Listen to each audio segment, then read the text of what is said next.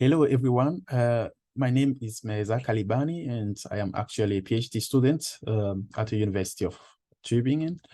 It's a great pleasure for me to talk to you today, and it's about phonographic sound recordings from German colonies. And allow me first to share my screen because I have a PowerPoint presentation. So here we are. I hope you can see it. As a starting point, I would like to play a song. It's just a couple of seconds.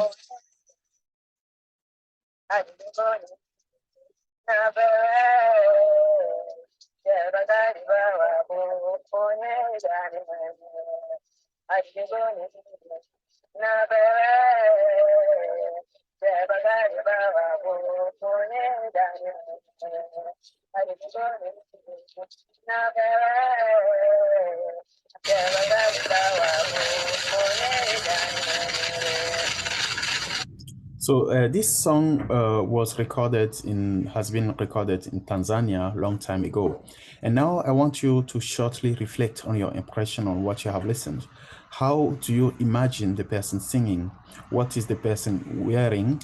And how intelligent or civilized could that person be when you compare that person to yourself? Just reflect on it. You don't need to write down. And yeah, so now we can continue. I have titled my presentation as Prolegomena to the study of sound recordings from colonial context. Under Prolegomena, I mean the most important things we need to know and consider before dealing with historical sound recordings from colonial context. We need to know the conditions under which the recordings from colonial context have been made and the conditions which can have influenced the motivation of the recorders while recording and exploring songs and music from German colonies. In this presentation, I will talk about some points which will be divided into two major assessments. And it's all about the genesis of the Berlin Phonogram-Archive. It's about the rhetoric of rescue and the racial influence on the act of recording.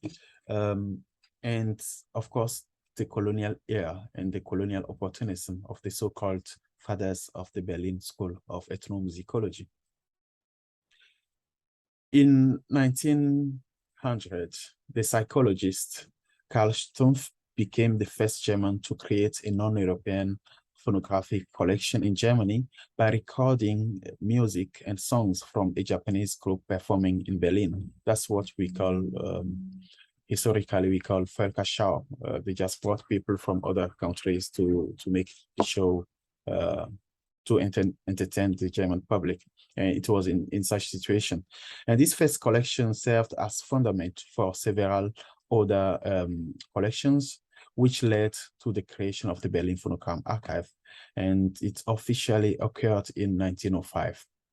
Today, the Berlin Phonogram-Archive is part of the Ethnological Museum of Berlin, and it holds more than 16,000 wax-cylinder recordings recorded between 1893 and 1954 from all over the world. When it comes to the conditions under which, or the conditions which led to the creation of the Berlin Phonogram-Archive, we are used to refer to the recording as the starting point of the history of the archive. But there are other conditions which had a major meaning in this history, and it's dealing with phonographic recordings. And this leads me to my first assessment, which is the practice of phonographic recordings was influenced by evolutionary and racial theories and concepts. The phonograph was used worldwide, including in non-European areas where people were considered as primitive, according to the Western ideologies of that time. The main idea I want to show here is that all recorders, without exception, saw themselves as superior to people they were recording.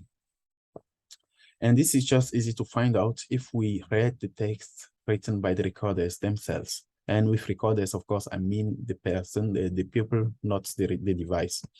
For example, how these people use to justify their different motivations.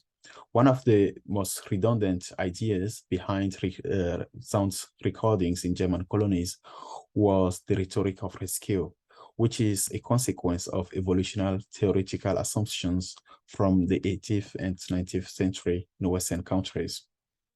Phonographic collections have been studied and analyzed generally by the same scholars who studied and analyzed material cultural artifacts. Some well-known names are Felix von Lutzen, Erich Hornbostel, and Otto Abraham, who are said to be the founding fathers of the Berlin School of Ethnomusicology. They have analyzed and compared these so-called primitive cultures through their music and languages, which were recorded and saved on wax cylinder recordings.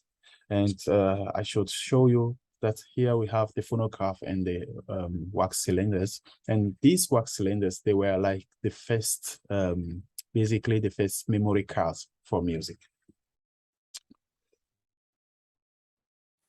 So I was talking about the rhetoric of rescue, and the results of the analysis consisted in drawing conclusions about the intellectual abilities of those people and classifying them in cultural and racial levels.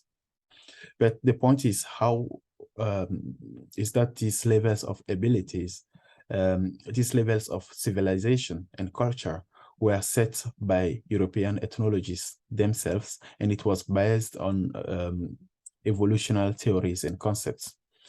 The so-called primitives had never been asked if they saw themselves as really belonging to an inferior race, culture, or civilization. Otto Abraham and Erich Hornbostel explained in 1904 their perception of the relation between people's music and their cultural level. They saw music as a mean which could be used to infer people's cultural level. But the point is, how objective could be such an inference of people's cultural level when in your mind as researcher, in your mind as scientist, you consider yourself as being superior, when you could consider, you did not consider other cultures as being just different, but as being inferior to your own. And when you see in all other cultures the old forms of your own culture, and when you consider yourself as being a hero whose concern is to collect and save material cultural artifacts and music of these cultures for your own purpose. This is actually how European recorders and scientists saw themselves, at least if we consider what they used to write about the others. And these previously mentioned founding fathers of the Berlin Phonogram-Archive, Erich Hornbostel, Felix von Lutzen, and Karl Stumpf, and Otto Abraham, they claimed that the culture of these so-called primitives was meant to disappear because of the contact with Europe.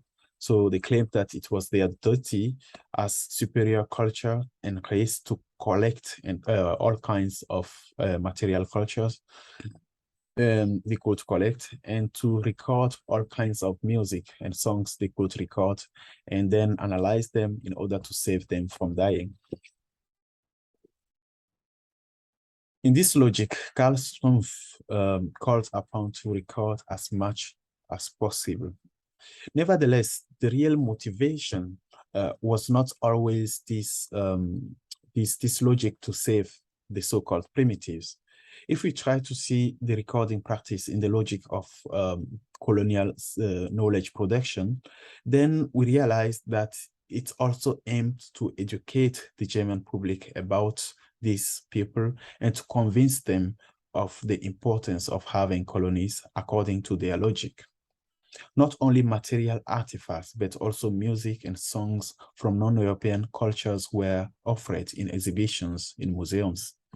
For Felix von Lutzen, the former director of the Ethnological Museum of Berlin, it was even the right of the museum visitors to know the language, to know how the language and the music of people whose object they could hear, they could see in the museum hear the sounded like. Historical phonographic recordings were also used for demonstration and lesson, as written by Karl Stumpf in 1908. And while educating the Germans on the colonized people through research, the scientists aimed to legitimate the colonialism. Felix von Luchon justified knowledge is power, and indeed, the production of discourses and knowledge about colonized people allowed the colonial power to better know them, to better know these people, and therefore to exploit them better. Karl Stumpf therefore claimed in 1908 that Germany's colonial aspiration necessarily needs such an institution like the Berlin Phonogram-Archive. Considering this, it would firstly not be wrong to say that sound recordings were used during German colonialism as source of production of knowledge about the colonized people. And secondly, it would not be wrong to call the founders of the Berlin Phonogram-Archive colonial opportunists. They have started pointing out their convictions on their so-called racial, cultural, and civilizational superiority, but this then was followed up by the legitimation of colonialism, when they realized that colonialism was an opportunity for them to get an easier access to their objects, to the sounds, to music, to the recordings. Now I continue with the second assessment, which is the colonialism allowed the rise of phonographic sound recordings, phonographic collections of the Berlin Phonogram-Archive. As for material artifacts in German ethnological museums, the increasing of phonographic collections in the Berlin Phonogram-Archive is also the result of the colonial rule. The colonial rule did not really allow people colonized to protest against the colonial officers. So singing or speaking in the phonograph was directly or indirectly imposed to them. And the recording situation was almost never mentioned by the recorders in their writings. So let's listen to the next song. It's also a couple of seconds.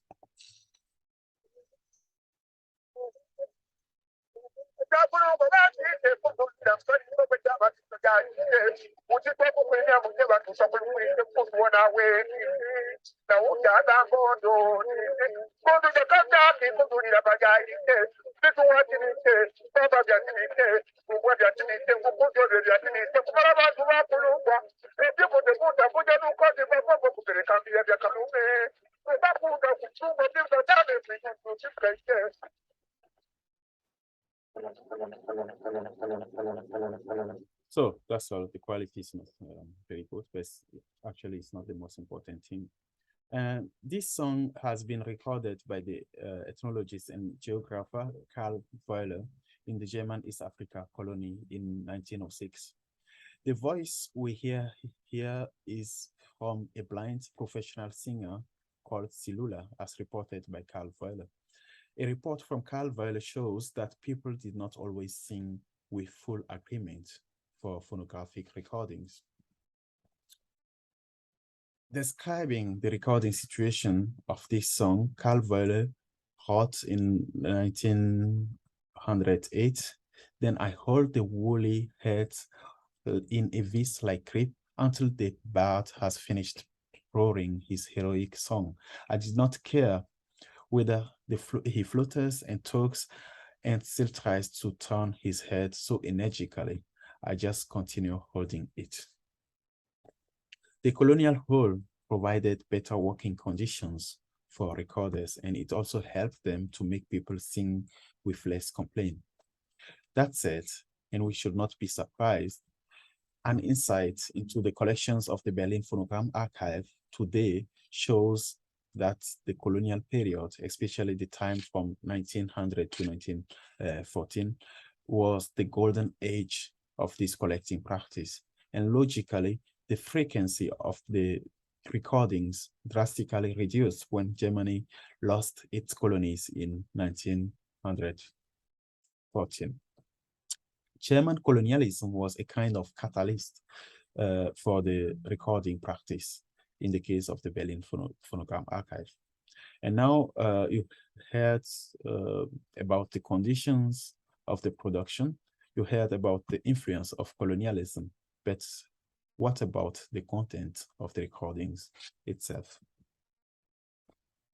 Considering the recording situation, we can guess that the recordings are not absolutely authentic sources of culture, but the linguists, ethnologists, and missionaries attempted to study these people using these recordings, and they rarely questioned the authenticity. Let us listen together to the following song.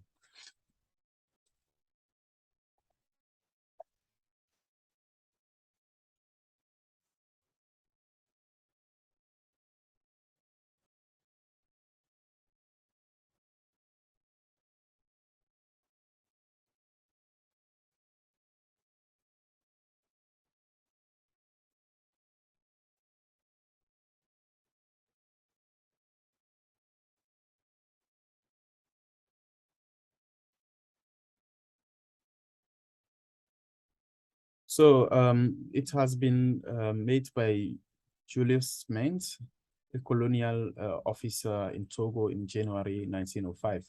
And Togo was a German colony at that time. Sment noticed in his report that this is a song people used to sing while working in the farm. And it's actually very interesting for me because it's my mother tongue. And my research on this song confirmed what I was thinking. Actually, it was not a song which people could have sung while working in the farm. And the lyric in the original language was also completely different to Smith's transcription. To the question why such a mistake occurred, there are many hypotheses.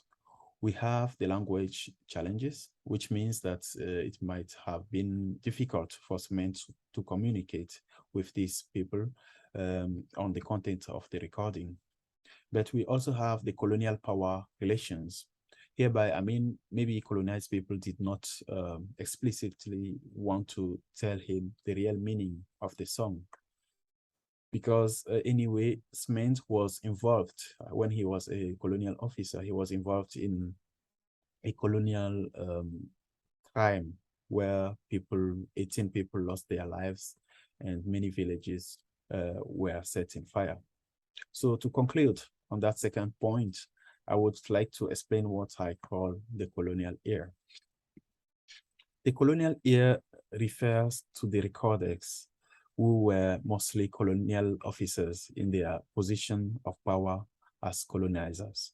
It also refers to, in the Imperial Germany, to the public, which had been educated about the colonized people through these sound recordings. And finally, it refers to the ethnomusicologists. Colonial ear means the acoustic construction of the order, and with order I mean the colonized people, the so-called primitives, the so-called natives, and so on. While recording and studying the colonized people, the recorders and scientists already had a preset in their mind, which made them consider themselves as being superior in every aspect. So they saw the colonized people with predefined eyes and biased opinion about them. Then they listened to them and recorded their music and songs, studied them with predefined ears, with their colonial ear. And as an outlook, I would like to consider another important aspect. What are these acoustic objects doing in Europe? It has been proven that such huge European artists like Picasso found inspiration in African art sometimes when they came in touch with artifacts in museums. The early wax cylinder recordings of the Berlin Phonogram-Archive were added to UNESCO's Memory of the World Register in 1999, which recognizes the Prussian Cultural Heritage Foundation as the legal owner of these recordings. But what does this really mean? The scientists said they saved the so-called primitives. They rescued their musical traditions. So let us consider that this is true. So what is next today? Do the children of these so-called primitives even have access to them? For whom did they save the music of these so-called primitives? But the most important question is, who had access to these sound recordings and who have access to them today? If I say that, like in the case of Picasso, European artists are finding inspiration in music from these early sound recordings, while artists from former German colonies do not even know about the existence of these sound recordings, then some of us would probably call it conspiracy, or at least they will think that it's conspiracy. But let us take a look into this document. This is a greeting address from the very prominent Hungarian-Australian composer, György Ligeti, to the Berlin Phonogram-Archive. And he said, the archive is not only important for the public and for specialists. My acquaintance with African music also had a great influence on my work, and this too has tradition, and so on. And let's consider another document. It's in German. I couldn't translate it. And to resume, it's about an event, a concert organized by the German famous composer Heiner Goebbels. And here are some references about his inspiration through historical sound music, sound recordings. He used them in his compositions. These examples show that historical sound recordings from colonial context might have been useful to the career of some great European artists.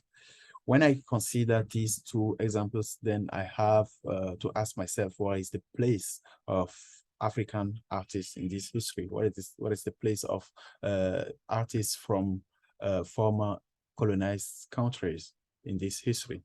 Do European archives do enough to open their doors to the rest of the world? That's the question. And getting back to the first recording, the first sound recordings, I have a question to you. How did you listen to that song? By the way, it's a song which was made in Tanzania, as I said, in the early, oh, I couldn't find it anymore, but no matter. Anyway. Exactly. So I have it here. It was made in by Otto Dempfhoff in Tanzania. Also, in that time, it was a German East African colony. And then, how did you listen to that song? Was it in a neutral way or also with a colonial ear? Let me know in the comments. Thank you.